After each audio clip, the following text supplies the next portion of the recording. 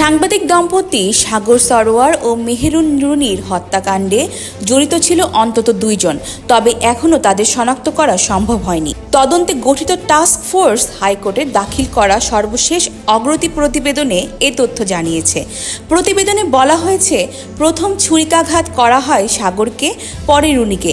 তবে ডিএনএ নমুনায় একাধিক ব্যক্তির উপস্থিতি থাকায় নির্দিষ্টভাবে কাউকে চিহ্নিত করা যায়নি। টাস্ক ফোর্সের প্রধান এবং অতিরিক্ত আইজিপি মোহাম্মদ মোস্তফা কামাল জানান, হাইকোর্টের নির্দেশনা অনুযায়ী তারা তদন্তে যেসব পদক্ষেপ নিয়েছেন তা আদালতে উপস্থাপন করা হয়েছে। তিনি আরও বলেন, মামলার তদন্ত এখনও চলমান এবং এর জন্য অতিরিক্ত সময় প্রয়োজন। তদন্ত সংশ্লিষ্ট এক কর্মকর্তা জানান, হত্যার পেছনে পারিবারিক কলহ, চুরি কিংবা পেশাগত কারণের কোনো ইঙ্গিত মেলেনি।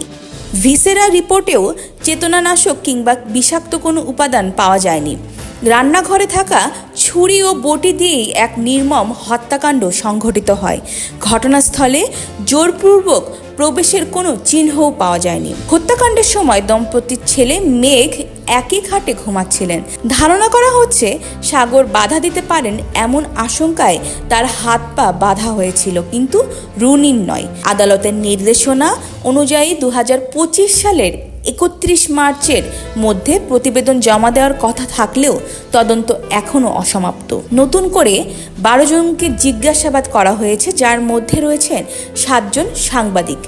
উল্লেখ্য, 2012 সালের 21শে ফেব্রুয়ারি রাজধানীর পশ্চিম রাজাবাজারে নিজ বাসায় খুন হন মাছরাঙা টিভির বার্তা সম্পাদক সাগর সরোয়ার ও এটিএন বাংলার জ্যেষ্ঠ প্রতিবেদক মেহেরুন রুনি।